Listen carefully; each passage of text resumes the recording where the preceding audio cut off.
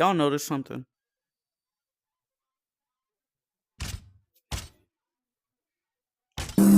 Where's Bulwarp? Where's Bulwarp? There's no Bulwarp. There's no Bulwarp tutorial. You'll never find it. He doesn't exist. So that's what this video is for. It's going to be as in-depth of a Bulwarp tutorial as I can do, as I can think of. We're going to be going over the walls, the portals, the movement, the bat, all the fun stuff that you would expect from a Bulwarp tutorial. Starting off with the movement. You, as a Bulwarp, have a lot more gravity than some other characters, and I say some other characters as if there's a lot of characters.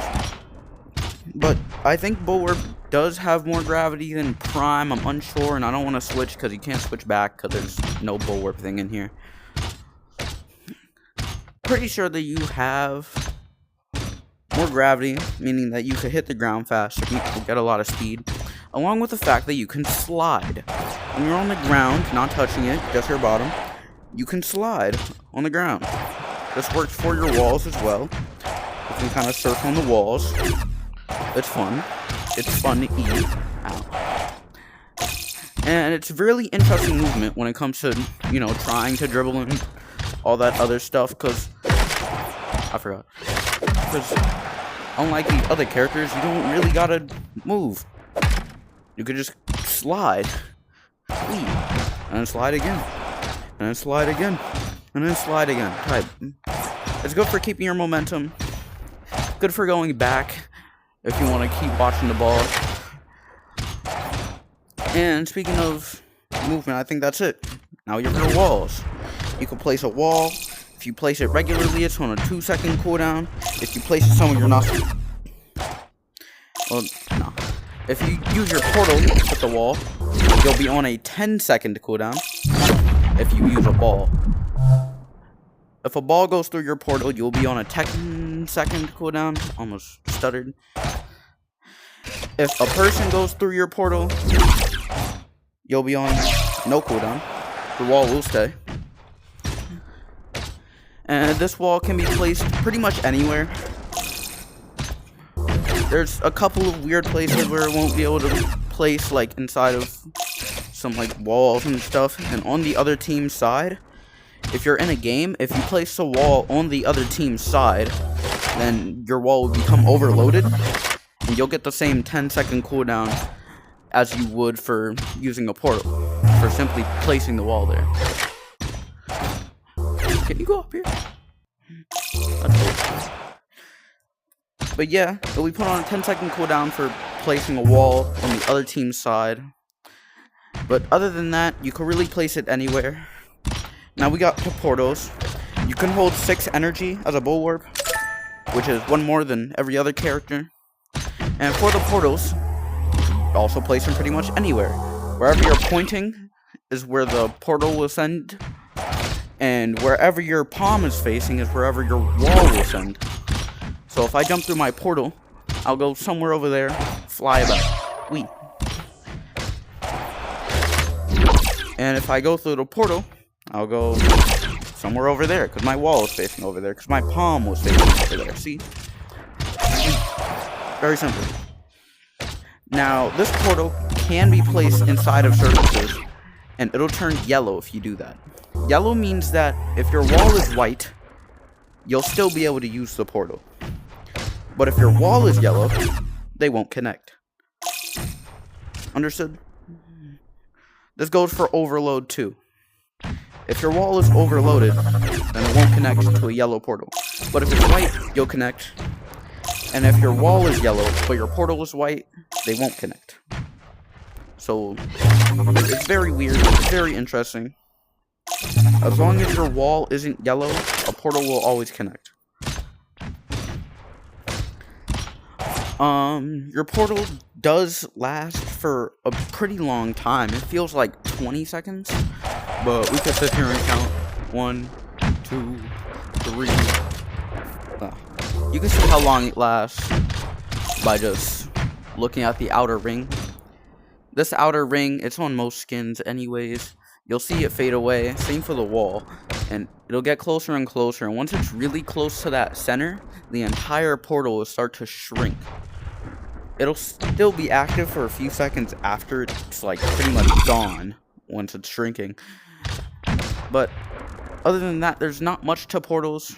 You can do this funny thing called a particle accelerator, which is not very useful, but it exists. Where if you portals, you'll gain some ridiculous speeds.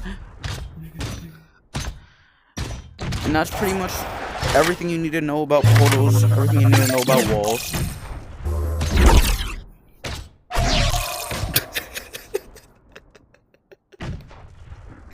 Yeah, I guess you can do that. Is this a good place for overload? Okay, this is a good example. You can't place your wall in there. If it turns black, gray like that, you can't place your wall in. I need to find out if there's somewhere that you can not, like, you'll get overloaded. Yes, overload. If you place while overloaded, you'll get that same 10-second cooldown. Very gross. Try to avoid overload at all costs, because it's just, you don't want to be on that cooldown, regardless of where you are. Your portals will not connect, even if they're white. It's not a good place to have your walls at. Walls are really good for movement, but beware if you're trying to move with your walls, because if you have a portal up, you'll be able to put your hands on top, and you'll be able to move around and touch it. But if you try to go underneath where the portal side is, your hand will go right through. Right through it. To the point where you can do that. So keep that in mind. You're trying to move. It's not really that important, but you know, it could be on your mind. Players can go through your portals, you included, if you couldn't tell by the particle accelerator, and your wall will stay there. But if a ball goes through the portal, the wall will disappear, and the ball will gain extra momentum. This is a very useful strategy for offense bulwarps, where you can just kind of put your wall down since it'll never go away. And if you ever see the ball get hit hard, then you can try to react with a portal. And the ball will go mad fast into the portal, and even faster out of the portal, potentially into their net. There is this tiny little bat on your hand to do the old switcheroo. It has the least range in the game. Least range compared to their grip and their bat. But other than that, it functions pretty much regularly. Where you can just hit stuff. Whoa. There is a tech with the bat where you can do something called a power punch. That's very specific to unknown circumstances. But if you get lucky, you'll get some horrendous power off the ball. And you'll get the funny yellow stars and the explosion that you'd get if you hit the ball really hard with the bat from Prime. Or the hand. You do have a hand. You can use your hand. Don't know why you use your hand, but it's there. Bulwarp dribbling is kind of hard due to, you know, the bat not being as large as Prime's bat. But size doesn't really matter. And that's pretty much it. You can wall jump by placing a wall in your hand. It'll give you a small boost. Not really that important, given the fact that you can just climb your walls. But yeah, other than that, that's as in-depth of a Bulwarp tutorial as I could give y'all. I don't think I missed anything important. So yeah. If you guys like the video, like the video. If